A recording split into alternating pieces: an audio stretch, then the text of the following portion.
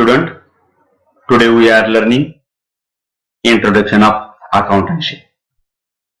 Accounting has rightly been termed as the language of business. The basic function of a language is to serve as a means of communicating. Accounting also serves this function. It communicates the result of business operation to various parties who have some stake in the business: the proprietor, creditors, investors, the government and the other agencies. Throughout, accounting is generally associated with business. It is not only business which makes use of accounting. Households, government and other individuals also make use of accounting. विद्यार्थी मित्रांनो, आपण शिक्षणासाठी बाहेर गावी room घेऊन राहतो. आपल्याला वडिलांनी पैसे पाठवितात आणि हिशोब विचारतात. तेव्हा आपण हिशोब देण्यासाठी एक वही करावी आणि त्यात रिसिप्ट म्हणजे प्राप्ती आणि पेमेंट म्हणजे शोधन असे दोन रकाने तयार करून मिळालेले पैसे प्राप्ती बाजूला आणि कशा कशासाठी खर्च झाला ते शोधन बाजूला क्रोनॉलॉजिकल ऑर्डर म्हणजेच कालमानानुसार तारखेनुसार लिहावे, यालाच तर अकाउंटन्सी म्हणतात. Definition: AAA means American Accounting Association. Accounting is the process of identifying, measuring and communicating economic information to permit informed judgment and decision by user of the information.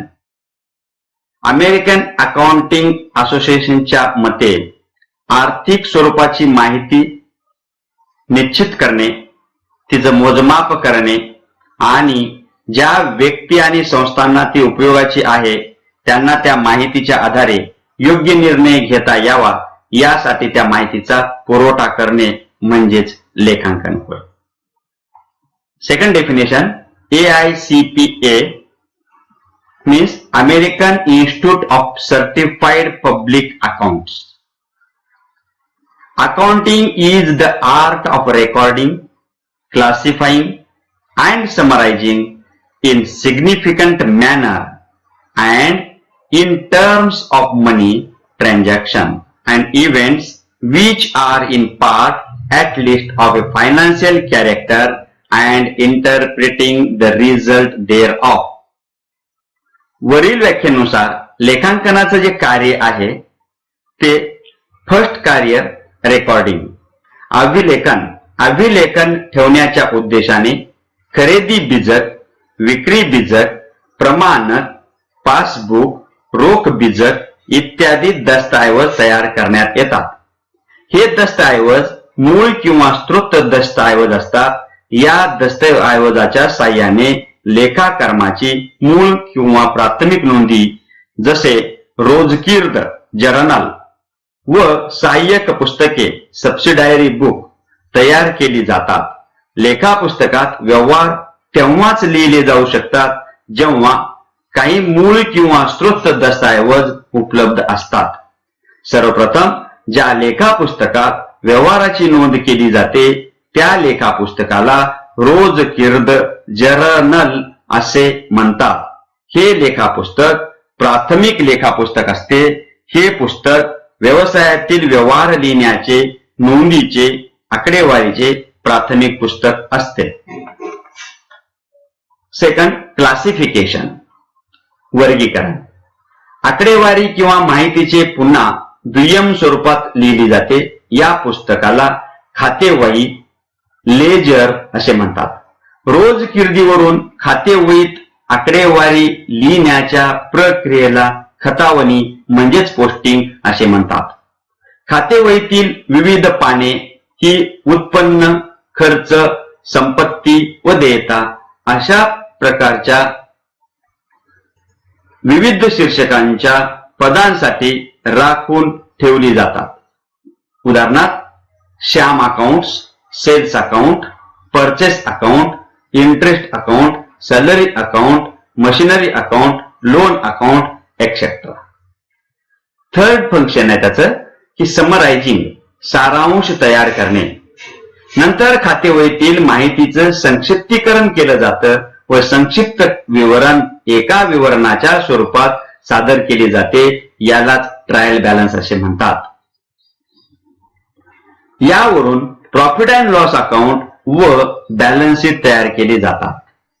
Fourth function आहे त्याचं analysis and interpretation, विश्लेषण व स्पष्टीकरण. एकदा का वित्तीय विवरणे तयार झाली की त्याचे विश्लेषण करण्याचं कार्य सुरू होते. आकडेवारीच्या उपयोगाच्या अनुषंगानं या पुस्तकात व लेखांकनाच्या बुक किपिंग अँड अकाउंटन्सी प्रगत अवस्था होत. वित्तीय विवरणांचे विश्लेषण व सादरीकरण अशा प्रकारे केले जातं की उपयोगकर्त्याला व्यवसायातील आर्थिक स्थिती, लाभार्जनासंबंधी अर्थपूर्ण निर्णय घेण्यास मदत होते. नेक्स्ट फंक्शन आहे कम्युनिकेटिंग, संदेशवहन. वित्तीय विवरणे अंतिम उपयोगकर्त्यांना सादर केली जातात.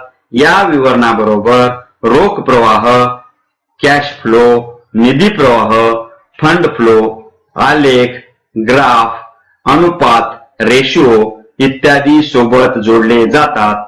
त्यामुळे त्यांचे वाचन करणाऱ्यांना व्यवसाय संस्थेच्या कार्यपरिणामांची आणि शुद्ध मूल्यांची माहिती प्राप्त होते. Objective of accounting. First object ascertainment of profit or loss, नफा किंवा तोट्याचे निर्धारण. एका वित्तीय वर्षात व्यवसायाला झालेला नफा किंवा तोटाचे निर्धारण करणं हे लेखांकनाचे अंतिम उद्दिष्ट असते. म्हणून सर्व विवरणे योग्य प्रकारे व काळजीपूर्वक जतन करून ठेवली जातात व त्यावरून वर्षाच्या शेवटी व्यवसायाला किती नफा किंवा तोटा झाला हे शोधून काढतात. यासाठी प्रथम वित्तीय विवरण अर्थात नफा तोटा खाते तयार केले जातात. नफा तोटा खात्यात व्यवसायातील एकूण खर्च व एकूण उत्पन्न यांची तुलना करण्यात येते. जेव्हा खर्चापेक्षा उत्पन्न अधिक असते तेव्हा नफा होतो व जेव्हा उत्पन्नापेक्षा खर्च अधिक असते तेव्हा तोटा होतो. Second, ascertainment of financial position, वित्तीय स्थितीचं निर्धारण. प्रत्येक व्यावसायिक ही गोष्ट जाणून घेण्यास उत्सुक असतो की त्याच्याजवळ किती संपत्ती आहे व त्याला किती रक्कम द्यावायची आहे. लेखांकनाचा एक महत्वाचा उद्देश व्यावसायिकाला व्यवसायातील संपत्ती व देयतांचा तपशील देणे हा असतो. हे उद्दिष्ट गाठण्यासाठी एक विवरण तयार केलं जातं. त्याला ताळेबंद किंवा स्थितीविवरण तसेच बॅलन्स शीट असे म्हणतात. Third, finding out owner's equity, भांडवलाचं निर्धारण. व्यावसायिक त्यांचे जवळील भांडवल व्यवसायात गुंतवितो, काही नफा मिळवितो.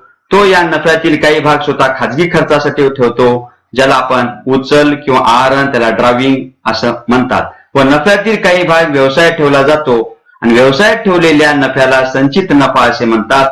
व्यावसायिकाचं भांडवल, संचित नफा व विविध निधी किंवा संचिती याची माहिती ताळेबंदावरून म्हणजेच बॅलन्स शीट वरून मिळते. ही गोष्ट व्यावसायिकाची व्यवसाय चालविण्यातील वित्तीय रुची दर्शविते. नेक्स्ट, फॅसिलिटिंग इन डिसिजन मेकिंग, निर्णय घेण्यास मदत. काही निर्णय घेण्यासाठी 2 वर्षातील खात्यातील विविध पदांच्या रकमांची तुलना केली जाते आणि रकमांची अशी तुलना 2 सारख्या व्यवसायाविषयी करता येते. अशा तुलनेच्या आधारावर वर्तमान काळात निर्णय घेण्यात येतात व भविष्य काळासाठी नियोजन करण्यात येते. लेखी विवरणे व्यवसायातील अनेक समस्या सोडविण्यासाठी व विवेकपूर्ण निर्णय घेण्यासाठी मदत करतात. 5. Control over errors and fraud, चुका व फसवणुकीच्या व्यवहारावर नियंत्रण. लेखांकनाचा एक प्रमुख उद्देश व्यवहाराची नोंद करण्याच्या प्रक्रियेतील अनियमितता, विसंगती, चुका व फसवणुकीचा व्यवहार याचा शोध घेणे हा असतो. व अशा अनियमितता, विसंगती, चुका, फसवणुकीचा व्यवहार यावर प्रभावी नियंत्रण ठेवण्यासाठी लेखांकनाद्वारे योग्य निर्णय पद्धती विकसित केली जाऊ शकते व अंमलात आणली जाऊ शकते. Last, control on cash flow, रोख प्रवाहावर नियंत्रण. रोख रक्कम ही व्यवसायाच्या कारभाराचं जीवन रक्त होय. रोख रकमेच्या अंतर्प्रवाहाचे व बाह्य प्रवाहाचे अशा प्रकारे व्यवस्थापन करावे लागते की ज्या रोख रकमेच्या शिल्लकीत कमतरता किंवा अभाव राहणार नाही तसेच अतिरिक्त शिल्लकी राहणार नाही. अकाउंट्स. आता या अकाउंट मध्ये दोन प्रकारचे अकाउंट असतात, personal account and impersonal account.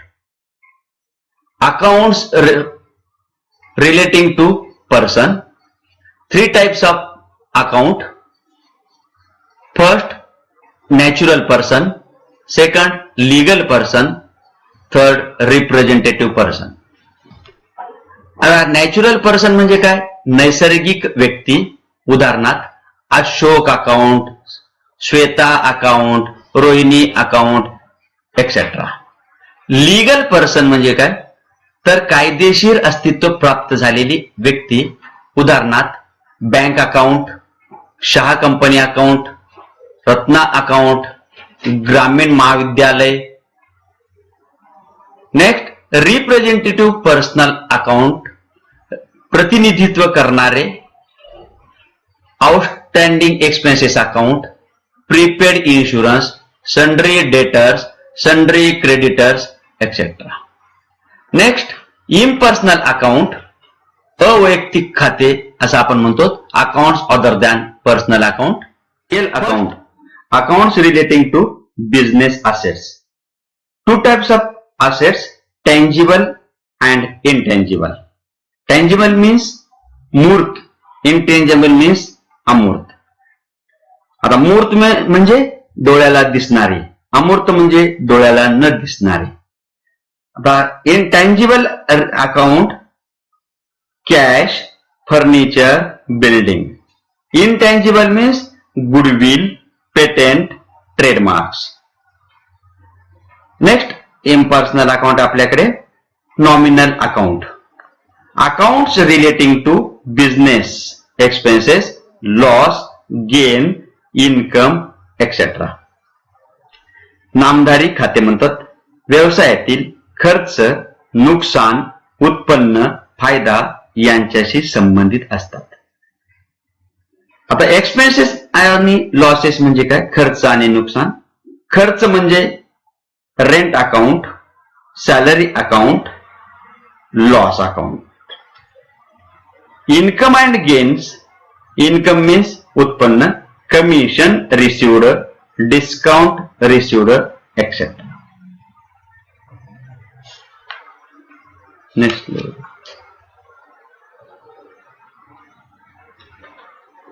Next, types of rules of debit and credit. Debit and credit means debit. To debit an account means to enter the entry of to write on the left hand side of an account. Credit means to credit an account means to enter the entry to write on the right hand side of an account. Account हे T अक्षरासारखं असते. डाव्या बाजूला debit बाजू म्हणजेच नावे बाजू म्हणावं आणि उजव्या बाजूला राईट साइडला क्रेडिट बाजू किंवा जमा बाजू असं म्हणावं. मग पर्सनल अकाउंटचं रूल्स आपल्याला पाहायचे. तर काय म्हणतात? Debit the receiver of the benefit, credit the giver of the benefit. लाभ घेणाऱ्याचे खाते नावे करावे, लाभ देणाऱ्याचे खाते जमा करावे. नेक्स्ट, रियल अकाउंट, वास्तविक खाते. And account related to business assets. आता वास्तविक खाते म्हणजेच व्यवसायातील संपत्तीशी संबंधित असते. Debit what comes in, credit what goes out. म्हणजे येणाऱ्या संपत्तीचं खातं नावे करावे, जाणाऱ्या संपत्तीचे खाते जमा करावे. नॉमिनल अकाउंट, नामधारी खाते. Nominal account is an account that related to business expenses, loss, income and gain. ज्या खात्याचा संबंध खर्च, नुकसान, उत्पन्न व प्राप्ती यांच्याशी असतो अशा खात्यांना नामधारी खाते म्हणतात. Debit all the expenses or losses, credit all incomes gain or profit. खर्च आणि नावे करा, उत्पन्न आणि लाभ जमा करा. Journal is a books of account in which all types of day-to-day business transactions are recorded in chronological order. प्रत्येक आर्थिक व्यवहाराची तारखेनुसार क्रमाने नोंद केली जाते, त्याला रोजकीर्द म्हणतात. Specimen form of the journal: column date, particular, LF, debit rupees, credit rupees. Date column: in this column of journal, the date of the transaction in written date of transaction is written in order of year, month and date. Next, particulars column: in the particular column of the journal, the accounting entry is written in summarized form of debit and credit.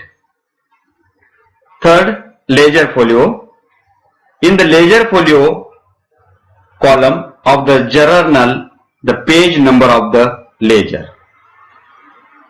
Debit amount: in the journal, the fourth and fifth column are provided for debit amount and credit amount respectively.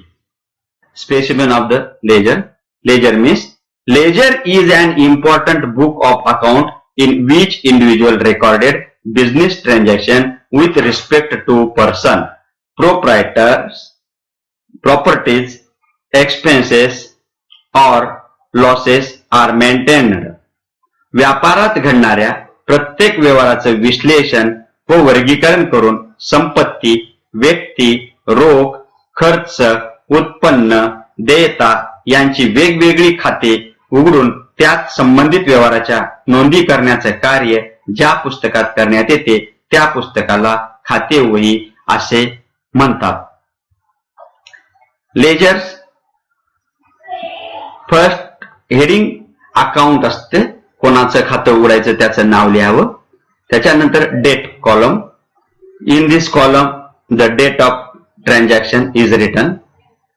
Second, particular column means in the particular column the name of the account is written. Journal folio number means in journal folio column of the ledger. Amount column: in this column the amount of transactions is entered in figures. आपण इंट्रोडक्शनचा part पाहिलेला आहे. याच्यानंतर पुढील भागामध्ये या नियमानुसार journal entries कशा केले जातात हे न्यूमेरिकल भाग पुढच्या भागामध्ये आपण पाहू.